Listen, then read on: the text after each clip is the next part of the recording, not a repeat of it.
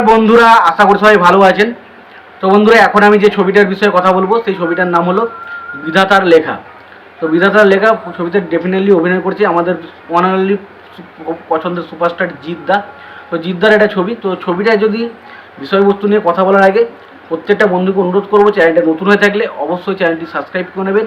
আর যদি ভিডিওটি পছন্দ হয় অবশ্যই ভিডিওতে লাইক কমেন্ট শেয়ার করুন। তো এই বিধাতার লেখায় গল্পটা পুরোপুরি একটা পুনর্জন্মের ওপর গল্পটা বেস করে রয়েছে, যেখানে একজন জিৎ এবং নায়িকাটার নাম এই মুহূর্তে মনে পড়ছে না, বাট তাদের সাথে তার যে ভালোবাসার সম্পর্ক, তাদের বিবাহ হয় এবং পরবর্তী সময় তাদেরকে মেরে দেওয়া হয় এবং পরবর্তী সময় তারা আবারও জন্ম নেয় তাদের বিরুদ্ধে প্রতিশোধ নেওয়ার জন্য এবং তার পাশাপাশি তাদের ভালোবাসাটাকে পূর্ণ করার জন্য। এটা হচ্ছে সিনেমার মূল বিষয়বস্তু। তো সিনেমাটা সত্যি কথা বলছি, যে টাইমে বিধাতার লেখা ছবিটা এসেছিলো সেটা ডেফিনেটলি ছবিটা সেই সময় প্লট হিসেবে দেখতে হলে দারুণ কিছু একটা ছবি ছিল। এখন হয়তো এই ধরনের গল্প কতটা ওয়ার্ক করবে মানুষের মধ্যে জানি না, বাট সেই সময় যে ছবিটা এসেছিলো ডেফিনেটলি দারুণ কিছু লেগেছিলো ছবিটার মধ্যে যে গল্পটা দেখানো হয়েছিল, একটা পুরনোত্ব কাহিনী। সেই সময় ওই ধরনের কাহিনী বা ওই ধরনের কোনো একটা কাল্পনিক কাহিনীকে ঘটনা হিসেবে ধরে মানুষ কিন্তু গল্প বানালে সেগুলো ঠিকঠাক প্রেজেন্ট করা যেত, সেগুলো মানুষ কিন্তু দারুণভাবে পছন্দ করতো। তো এখন কিন্তু সেই সমস্ত জিনিস নিয়ে কথা বলতে গেলে অনেক প্রশ্ন উঠে আসে যে এগুলো কীভাবে সম্ভব, এটা কীভাবে সম্ভব, পুনর্জন্ম কীভাবে সম্ভব। এই জিনিসগুলো কিন্তু অনেক রকম প্রশ্ন কিন্তু মানুষের মধ্যে উঠে আসবে। বাট আগে সেই সময় যখন সিনেমাগুলো তৈরি করা হতো, তো ডেফিনেটলি সেই সময় কিন্তু এই ছবিগুলোকে নিয়ে প্রচণ্ড আলোচনা হতো এবং সেই ছবিটা ডেফিনেটলি খুব ভালো একটা সিনেমা কিন্তু এই ছবিটা ছিল। এবার দ্বিতীয় যে বিষয়টা নিয়ে আমি কথা বলবো, তো সেটা হলো এই ছবির প্রথমত যে সবচেয়ে পজিটিভ দিচ্ছে এই ছবিতে যে ভিলেনের ক্যারেক্টারটা যে করেছিল সে ডেফিনেটলি দুর্ধর্ষ ক্যারেক্টার প্লে করেছিল। তার ক্যারেক্টারটা দেখলেই আপনার একটা ভয় ভয় অনুভব হয় ছবির মধ্যে। তার ক্যারেক্টারটা সে যখন জিতকে মারে, জিতের বাবার মাকে যখন ওরা গালাগাল দেয়, তো সেই জিনিসগুলো বা তার পারফরমেন্সটা অসাধারণ ছিল ছবির মধ্যে।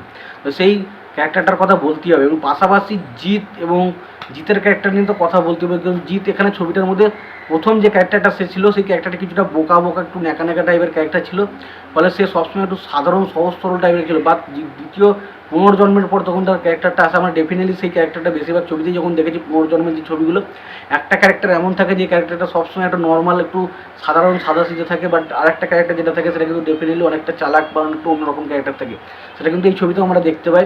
তো সেগুলো খুব ভালো লাগে এবং বাকি ছবির মধ্যে যে গল্পের যে ইনভলভমেন্ট বা গল্পের যে সাবজেক্টটা সেটা কিন্তু খুব ইন্টারেস্টিং ছিল, যেটা কিন্তু ডেফিনেটলি এই ধরনের বা এই ধরনের সচরাচর সাবজেক্ট কিন্তু খুব একটা আমরা পাই না। তো ডেফিনেটলি সাবজেক্টটা খুব ভালো এবং সাবজেক্টের পাশাপাশি ছবির মধ্যে যে কালার গ্রেডিং, যে কালার এক এক সময় যে বাড়িটাকে দেখানো হচ্ছে সেই বাড়িটার সঙ্গে যে কালারটা ইউজ করা হচ্ছে বা তার সঙ্গে যে ব্যাকগ্রাউন্ড টোনটা ইউজ করা হচ্ছে সেটা ডেফিনেটলি খুব ভালো লাগে। এবং সবশেষে যে কথাটা বলতে হবে সেই হচ্ছে ছবির গানগুলো। এই ছবির গানগুলো জাস্ট অসাধারণ ছিল।